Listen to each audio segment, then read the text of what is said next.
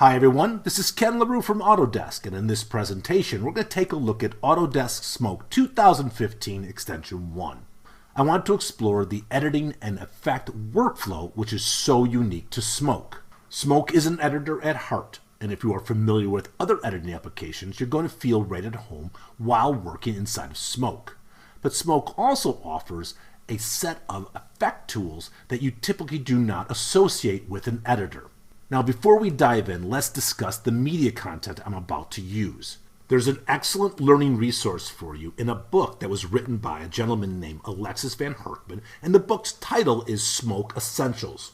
For the book, Alexis created a short film called The Place Where You Live, and he used that film and how he created that film inside of Smoke as the content for his lessons. We at Autodesk have been using the film and the work he did inside of Smoke as our demo content, and I'm going to continue to do that with this presentation.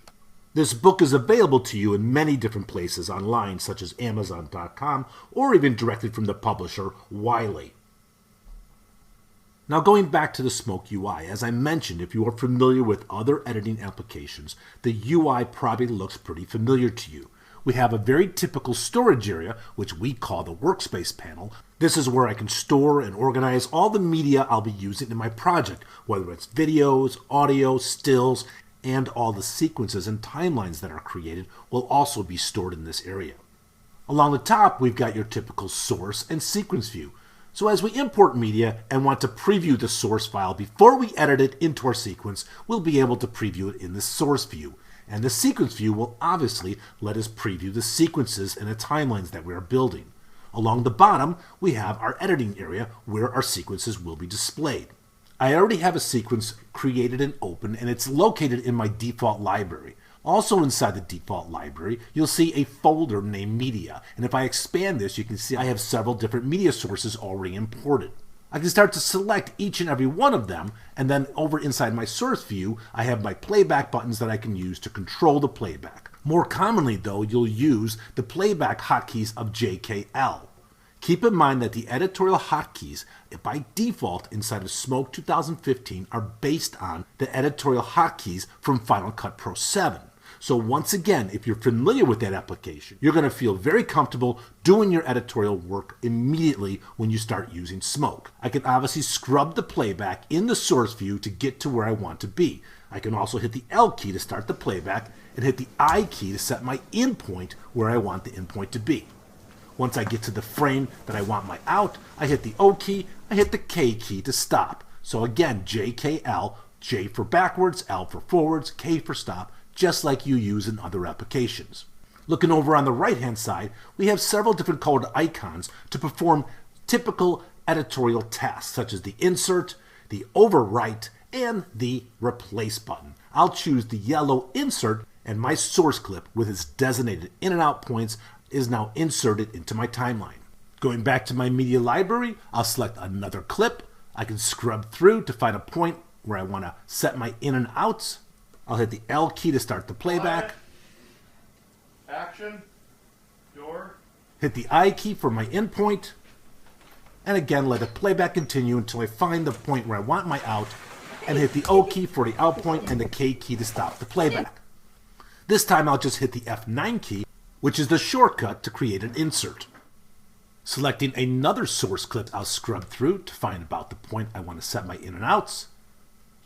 I can hit the L key, hit the I, same workflow, wait for a second, and hit the O key. Sit down. This time I'll drag directly from the library and bring it down into my sequence and release it. I'll now use my down arrow key to go to the last frame, and once again I can select another clip from my library, scrub across till we get to the frame similar to where I believe I need to be, hit the L key to start the playback, hit the I key. You get the point, right? We're going to set the out point, stop my playback, and this time I'll just drag directly from my source view and drop that into my sequence. Now if I zoom back, I've created a rough cut of just 4 clips. And we can start to preview our different edits to fine-tune our creative edit. Looking at my editorial mode box, you can see I have several different tools for trimming, sliding, slipping, and so on. And just to the right of that, we have the link option, we have our ripple option, and we have our snap option. With the ripple option off, you'll notice my trim tool is red, and the indications of my cuts are red also. With ripple on, the trim icon is yellow, and my cut and trim actions are all highlighted in yellow also. I can trim the head or a tail of a clip to fine-tune the edit. To access the trim view, I can double-click on an edit and we'll step into the trim view. And you'll notice now the upper area of the UI is displaying the head and the tail of the incoming and outcoming clip. Now I can perform the trim action directly inside of the trim view area. Turning the ripple option off, I can now trim both the incoming and the outcoming frames to match exactly as I want them to match. We even have a loop playback option, which allows me to view the edit, and then I can use different hotkeys to fine-tune the edit. Once I'm happy with it, I click down to stop the playback. I'll exit the trim view by simply clicking down in my sequence area, and then I can continue to build and fine-tune my creative edit using the editorial hotkeys you are already familiar with. Another very powerful workflow inside of Smoke 2015 is the conform process. Let's say you want to do your creative edit in another application. You want to use Media Composer, Final Cut 7, Final Cut 10. You can easily take your timelines from those applications and conform them into timelines inside of Smoke. So to quickly demonstrate that, let me go back to my Workspace panel and create a new library. I'll name it Conform. I'll make sure it's highlighted. In fact, for organization, I'll collapse my default library and I'll close this current sequence. I'll go to my Conform tab, where I can now right-click and choose to load a Final Cut XML, an AAF, or an EDL. Now I'll navigate to where I have the XML file that was created and exported out of Final Cut 10. Looking down on the bottom of the UI where I have my import options, I can choose to link the media files. When working with AAF files, I can choose to use the original sources or offline intermediates. I can also tell Smoke to save each source separately, which means we're going to import the files into our current library based on the files that were used in the edit coming from Final Cut 10. We also have different search options that we can enable. But with this selected, I will just choose the import option, and you'll notice Smoke is going to conform the timeline and import all the media that was used in Final Cut 10. As I start to scrub the new sequence that was just created, you'll see I have a preview window over here along the right-hand side, and I have a list of all the media, and it tells me that it all came in linked. If the media is not located in the information of the XML file, you can now choose a new search location to easily relink the media that has been moved. But in this case, everything linked up perfectly. I'll go back to my Timeline tab, and now as I scrub through, you can see the creative edit that was created in Final Cut 10 all came over. All my transitions, my edits, even a position change that was created over in Final Cut 10, it is converted automatically into a 2D transform. That is how easy it is for you to take your editorial work done in other applications and conform them into Smoke. Now we can continue to use the powerful tools that Smoke offers to finish the shot. I'll scrub over to a clip over here that I want to do some color correction on. I'll zoom in a little bit on this, and to add a tool, it's very simple. Select the clip you want to apply the tool to, and you can go to the Effects ribbon where you're going to see a whole slew of different tools to apply directly in your timeline. A couple new ones have been added in the timeline in this release, including the Sparks option, so if you're using plugins such as Sapphire from GenArts, you can access them through this, a LUT editor directly inside the timeline, and the Matchbox tool. Now the Matchbox tool we're going to spend a little time on in just a minute. But let's just say we want to apply a color correction to this. So I apply the color warper, and we get a subset of the parameters to make adjustments to our clip. I can adjust the white if I wanted to brighten it up, take my black down a little bit, maybe even saturate it a little more to really fine-tune the look. To access the full set of color correction tools, I can then choose the editor option, which allows us to step into what is called the color warper to really access everything. Here I can start making adjustments to the shadows, the midtones, and the highlights to create the look that I want. Once I'm happy with my adjustments, I choose Exit and return back out into the timeline. You can see the colors affecting my entire clip. Now imagine we wanted to apply that same color correction to the next clip. Of course, we can use copy and paste. We can even pick up an effect such as the color warper and drag and drop it onto another clip. Now you can see as I scrub across, that color correction, that color warper is now applied to this clip also. Let me undo that. I want to show you a great workflow in Smoke as to how you can apply an effect or a tool so that the end result of that tool affects multiple clips in your timeline. First, I'm going to take this color correction, I'll drag it over to my library and release it in the Conform folder. It's now a saved effect clip. Now I can easily rename this. Coming back down to my sequence area, I'm going to grab the color correction that I applied and drag it to the bottom of the UI to throw it away. I'll zoom back a little bit so we can see I have these 4 clips right here. And I want to apply the same color correction to all of them. Above it though, you'll notice there is an empty track. If I select that area, this is what's called a gap inside of Smoke. And what's great is we can apply tools and effects into the gap area, which then will ripple down and affect all the clips underneath it. So for example, if I pick up my color correction that I just saved, I drag it down and drop it onto the gap area, and I scrub through, you can see now the color correction is affecting all of the clips. As I said, this is a great workflow for being able to affect multiple clips and have only one set of parameters to make adjustments to if needed. Let's go back and discuss one of the tools that were added to our timeline inside this extension. That was the Matchbox tool. So with this clip here selected, I'll zoom in on it once again. I'll go back over to my Effects ribbon and I'm going to choose the Matchbox option. Now notice what happens as soon as I do it. We get the Load Shader dialog box for the Matchbox tool. I can look at all the different shaders as tiles, or I can click the proxy option. Now you can see a thumbnail of the different shaders available to you. Taking it further, you'll notice we have several different subfolders. If I activate the Scan Subdirectory option, now you're going to notice we're going to look through all these folders and you see just how many different options and shaders you have available to you.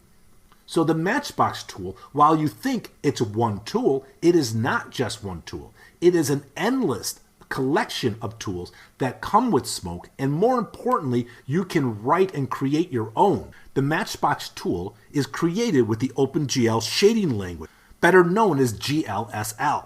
And not only do we have all these different shaders available to us inside of Smoke by default, I'm going to show you how the community is creating even more and sharing them in just a second.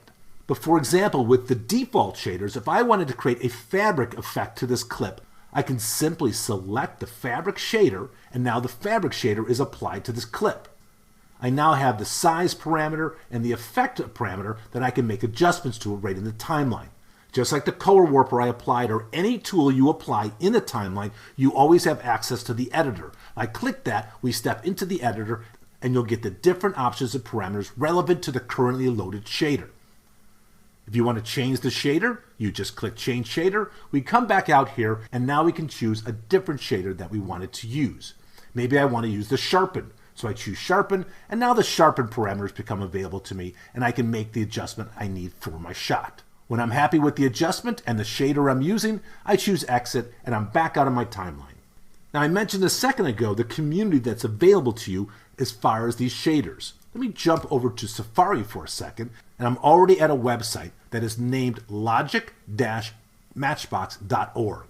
Here is a collection of uploaded shaders that are created by different users, and they're sharing them with anyone who wants them.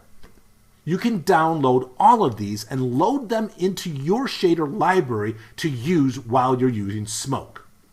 So once again, I really stress, as you can see, the Matchbox tool is way more than just one tool that's now available in your timeline. It is an extremely versatile and powerful tool by default with all the shaders that come with Smoke, but then you can customize, create your own, share, and download other shaders created by the community. Let me go back over to Smoke now. So as you can see from the Effects ribbon flyout, you've got a lot of tools available to you directly in your timeline. Things such as 2D transforms, blurs, color corrections, garbage mask, text tool time warps, and a powerful 3D compositor named Action. Now I want to draw your attention over to the left side where you'll see the option that reads Create Connect Effects. This is how you access the node-based compositor inside of Smoke. Also notice that you have several different options to choose how you want to work with the existing clips and tools you have already applied in your timeline when going into Connect Effects. Right now, for this example, I'm going to leave everything unchecked. I'm going to just go into Connect Effects with the original default media prior to the Matchbox being applied to it. So I click the option, Create Connect Effects, and we step into Connect Effects. This is the node-based compositor. You are always connected to your timeline. This node right here, this is the output node, and it is going back to the timeline. This node, this is the original media from my timeline. And anything I apply in between these two is going to affect the end result going back to the timeline. A yellow output indicates the main output. The red input indicates the front of that node. And if you see a blue input, that means there's a matte option. We're going to look at that we'll look at that in much more detail later. For right now, I want to do some color correction, create a stylized cartoonal look, composite them together, and go back out to my timeline. So down below, you'll see we have this bin, and it's filled with all the different tools that we have available inside of Connect Effects, and there are quite a few. There's also sub-bins to access different areas such as color, key, comp, FX, and format, but I'll choose all node to access all my tools. I'll use a hotkey so I can access all the tools that begin with the letter C. I'll take a color correction tool and I'll feed it into my flow. So now my footage goes into the color correction tool, and the output, the end result of my color correction tool, goes back to my output going back to the timeline. I'll double click on the color correction tool to access its parameters. I can make adjustments to the histogram, I can make adjustments to my gamma, my gain, all these different options we have built right inside this tool. It's a very powerful tool. We'll increase our saturation. Now I want to create another flow, creating a stylized look that then will comp over this color correction tool. So I go back to my tools. I'll hit the hotkey of S to display all my tools that start with the letter S. I'll take a stylized tool and I'm going to connect the output of my original footage to the input of the stylized tool. Once again, I double click on it. We access its parameters. I could totally customize and build a stylized effect if I want to, or I can use any one of the many different presets that are available to me. You'll see here's a list of them all. But if I want to view a thumbnail of them, I can choose the preset button, and then I can come in here and choose any one of these many different presets that we have available to us. I'll choose cartoon number 3. So here's the effect that I'm looking for, but I want to composite it over this color correction and use a different blending mode as to how they will be comped together. So I'll go back to my effects nodes, and I'll access the comp tool, and I'll quickly attach the end result of the color correction and the stylize to the main two inputs of the comp tool. And then I'm going to take my output, going back to my timeline, and connect that to the output of the comp tool. Double clicking on the comp tool, I can access the blending modes. And you'll notice by default the blend type is set to flame. I can switch this to Photoshop though if I'm more familiar with Photoshop's blend modes. I'll expand the blend mode option so you can see all the Photoshop blend modes are now available to me. I'll choose multiply. And then I can take the input 1 transparency and make adjustments to it to get exactly the look that I'm trying to get. Once I'm happy with this, I want to go back to my timeline. That's as simple as choosing the Exit CFX button, and now we're back at the timeline, and you'll notice that the Connect Effects end result is applied to the footage before the Matchbox Sharpen tool. That is because when we went into Connect Effects, I did not choose any of these options, and we brought the original file into Connect Effects. We're going to take a deeper look at these options and how you can take your clips, your media, and the tools that you have applied into Timeline into Connect Effects in the next demo. This was really to just demonstrate the workflow, how you can add tools and effects to clips and media in your timeline, whether it's from the effects ribbon or it's from Connect Effects.